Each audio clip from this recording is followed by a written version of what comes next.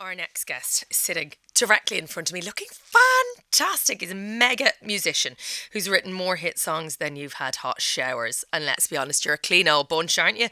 More books than you've had hot dinners. He's even adapted one of them into a new stage show. There's a monster in your show with tickets available now. Here at the top of the tower to tell us all about it, you betcha, it's Tom Fletcher! Hello. Good morning. Good morning. So you were on stage last night. You said your voice a bit. So it sounds My all right. voice goes a bit croaky. We had a late one. Yeah, we were on stage. I forget where it was. It was the Bear Grylls Festival. Oh yes. Gone Wild. I think I it's called. forget where it was. I can't remember. Where am I don't know where I'm What going. I year just is get it? if the car turns up, I get in it and I get taken somewhere and I just get pushed out on stage. It was in Norfolk, FYI. there you go, I thanks. feel like the car turns up quite a lot. Yeah. These Do you know what? days. A little while ago, a car turned up at our house and me and Giovanna just looked at each other and were like, who's going somewhere? Neither of us knew who it was for. Who was it? Yeah, it was for her. Oh, yeah, it nice. wasn't for me. I mean, I have to say now, I was exhausted just reading through. So the tour dates for There's a Monster in Your Show, Yes, it's Chunky. been a big tour, yeah. big tour, going until next May, okay? Upcoming books. Usually someone will give a little throw to, oh, there's a book in the pipeline coming next year. No, there's 4 of them. The Christmasaurus and The Night Before Christmas. There's a little snowman in your book. There's a bunny in your book. There's a little puppy in your book. 4 upcoming books. There's also, look at the bibliography. Is that what you call Wow, that? I don't know. I haven't even seen any of this. Well, you wrote them all, Tom. You wrote them all. Okay, I'm like, what are the rest of us doing? Do you know what? I just don't sleep anymore. I'm just Honestly, but you sacrificed. don't look like you don't sleep. I was I expecting feel you like to it. crawl in like a haggard, and at That's least why I wear these tinted lenses that hides all the bags under my eyes. So we've had a little eye condition, have we? I've got this eye Sorry thing to going on. like zone in on that. Yeah, do you want my medical history? Hit me with it. What I've got this vitamins are you eye taking? thing and yeah, do you want to know the drops? Yeah. Okay, so are the blue tinted for like? Because I have worn those glasses before to stop what is it? Blue light from your Right, phone. yeah, yeah. Mhm. Are these that, or No, are they this is just 'cause, trendy? initially just I wanted to look cool and pretend to Okay. be a rock star, and Fine. then I've discovered actually it serves a purpose because my eye condition makes me really sensitive to light. Okay. That's my excuse, but it is genuine. Okay. So yeah, Double whammy. double whammy. Love it. Okay, so tell us about this show. It looks delicious. Oh, and it's fun. amazing. It's so fun. So the book that it's based on is called There's a Monster in Your Book, which is it's the first book I ever wrote actually. Okay. Before I had kids a long time ago, I wrote on tour with the band and Many years ago. There's been 1,700 books since. I thought you were going to say 700 kids. No, just 3 3 kids. And so in the book, the idea is that you open the book and, there's a monster in your book. Let's try and get him out. And you have to shake the book to try and get him out. And no, he's still in your book. And then you have to flip the book around. So it's an interactive story. They're really fun and kind of an energetic read. And the show follows that same kind of principle. So there's these performers who are trying to put on a show and Monster has escaped from his book. The show goes wrong and it requires the audience's participation to put the show on and get the show going. So it's a show that is for all the family. So if you've got really young kids, I know what it's like going to the theatre with kids and you're thinking, don't make noise, got to sit Bring still. a sock. Yeah, don't make noise with your sweet rappers and they need the toilet. This is a show where they can get up, sing, clap, make noise. That is actively encouraged. And I think it's been like a first theatre experience for a lot of kids, which is amazing. It's the kind of perfect show for really young kids. So the natural chaos that theatre kind of invites in children of that age is encouraged It's rather acceptable and it is actively encouraged in this show. They can be loud in this show. So mums and dads in the aisle, like it's a Absolutely. Well, hopefully, I feel like mums and dads, you can get a cup of coffee and a packet of crisps, sit back and let the kids be entertained, and no, you don't have to keep saying shush, sit still. Okay, you can have a little kip. I love that. Yeah. Put your glasses on. Yeah, put your tinted lenses on. Have a sleep. No one will know. I did. I remember taking my daughter to the cinema for the first time and lying back and having a sleep. I was like, is this acceptable? I mean, she wasn't running riot, thankfully, but it's a dark room. As a parent of young children, that's a welcome. Well, it annoys me because it's the only chance I get to go to a place like the cinema now is with the kids. Yeah. And I want to see the films, but I'm just so exhausted, but I just wake up at the end. Yeah. You wake- Thankfully, the kids are still there with me. It's Haven't run off. absolutely fine. It's absolutely fine. So you wrote all of the music for this? Yeah, so I wrote the songs for it, and it opens in Hammersmith this week, I think, and runs through to September. So it's great, if you're looking for something to do in the summer holidays with the kids. It's the one. It's on in Hammersmith until September. Yeah. And then I think it goes back out on the road, back out on tour. It does go on the road. It is all over the road. Do you know what's nice? When I was on tour with the band, it was touring at the same time. And so I got to go see it, because normally I'll get to see it when it comes to London. Yeah. But I got to kind of stop by and sit in the back of the theatres. So do you critique? Normally. Do they all kind of go, it's like a manager in a shop coming in and surveying the rails? I did get that like, feeling. Your man's in yeah, tonight. I hope they don't feel like that when I come in. But I did kind of feel like they up their game. They up their game when I go and see it. Okay, and tell me this. This time, 3 years ago, maybe, you were gearing up for Strictly. I mean, I feel like it's a million years ago in the grand scheme of everything that you do, and we'll get to more of that after. How do you feel at this time of year when it rolls around and partners are announced? And obviously Amy Dowden was your partner, a beautiful partnership between you two, and she is now back after a couple of years off. I'm so excited. She's had a really difficult couple of years, and I'm so excited that she's back. And do you know, no one loves that show more than her, and I'm so excited to see her back on the show. But yeah, I mean, I don't know about you, but I get so jealous when I see all of the people announced, and I can't believe 3 years or something. I think this is the third year since I did it. Yeah. Like that Does it get easier? I'm asking for a friend. Because I'm a bit emotional about it, and I think, yeah, I know. I get really emotional. I'm really like, it's not as good as my year when I did it. It's good. Yeah, no, I felt like, genuinely, I felt like that every year. Yeah. I don't know if I'm ever going to get over it. I remember distinctly being it was the night that we were kicked out. It was cha-cha-cha. I will never listen to Gloria Gaynor again, okay? And I was in our dressing room, and I was with Carlos. I was like, we need to rally the troops, because we were pretty chill, like getting the old social following. And I messaged Giovanna, and I was like, I really just feel like this. I felt so upset. And she was like, honestly, no matter what happens, go to training on Monday. Yeah, it was the best thing we did. So it hit me so hard.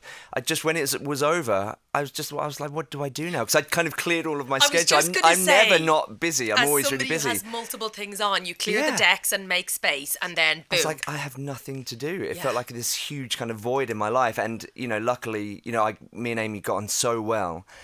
So we just booked into the rehearsal room where we would have been rehearsing if we were still in the show. We're just kind of clinging on desperately, pretending we were still in, and we just went dancing for the weeks that followed, it was so amazing. Yeah, and Amy and Carlos are touring actually. They are tour touring, next year, and I know I won't read it, but maybe we'll do a little cameo. At some point. I don't know if she's filled you in on that, but I got news yesterday. Oh, did you? Wow. Anyway, I was on your Instagram earlier on, and I also mentioned, Gio, last week, courgettes. You've got this manic life. You're on stage, there's theatre productions, there's books, there's all of that stuff, like an industry, I feel. Right. But then there's also chickens and courgettes and the 3 kids, and it's like quite idyllic, like a good balance.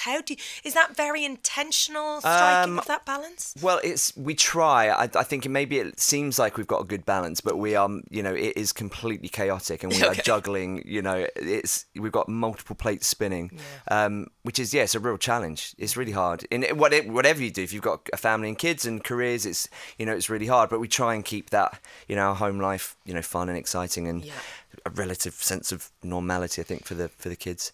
But yeah, I mean, I'm not really on the courgette side of things. Are you not? My wife that takes care of that. Who grows the veg? Tom, spit it out. Well, this is kind of, I think we're both in some sort of midlife crisis. So she's got her little veg garden and is trying to go off grid, I think, with her endless supply of tomatoes.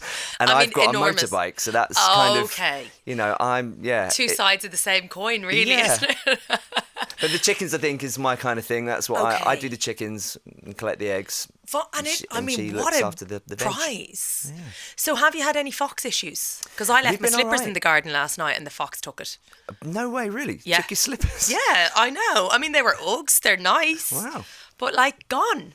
No, that we've not really had. We've been really lucky. I mean, we built like a fortress for our chickens. They're rescued chickens as well. We rescued them from the Hen Welfare Trust. Highly recommend it. It's the best thing we did. So my sister and her partner did this. So when they arrived, they look like very sad. They literally look like they're about to be on the supermarket shelf. And all the feathers. No feathers. Yeah. But what's amazing, and they've never been outside, and within like 3 weeks they look like they're worthy for a photo shoot. They look incredible. So, and it's amazing. So we've had them for over a year now. Okay. Get like 8 eggs a day. It's incredible. Now, how do you cook your eggs? We were chatting scramblers earlier on. Some people do them in the wok, microwave, unacceptable. I fry eggs like a Michelin star chef. Right, okay. I don't know whether you've heard, but most people haven't. Do they taste different? They taste amazing. They're literally the best eggs. And when you've gone out and you've looked after the chickens and you've gone out and collected them, like no eggs taste as good as that. It's incredible. Yeah. I scramble mine with loads of butter. It's all about the butter. Do you make butter? I feel like you could get a cow in there. And don't start, Is that because another Giovanna thing? will want to, like, we've been talking about donkeys and alpacas, and don't add a cow to the mix. I think an alpaca is an absolute winner. Also, it could be like Jimmy Doherty, who was in here last week, and he's got a full wildlife sanctuary. He's making money. The animals will pay for themselves. Well, we've got a bearded dragon. A what? A bearded dragon, What's a lizard, a reptile. Stop Yeah, it. and that also, then you have to have like crickets and locusts and stuff to feed it? To feed it, yeah. No, wait. So where do you buy them? Just you can get them in. There's a place actually on our road which What, is, like in a pet shop? Yeah. And you just buy live, and they eat them like lobsters, the way we eat lobsters. Yeah. Oh. Yeah. Is that how you eat a lobster? I'm never going to dinner with you. I'm sorry, I just like no. That's absolutely not how I eat a lobster. With great difficulty, it has to be said. Okay, wow. Yeah, so but I think that's our limit, though. I think You're done. We're done there.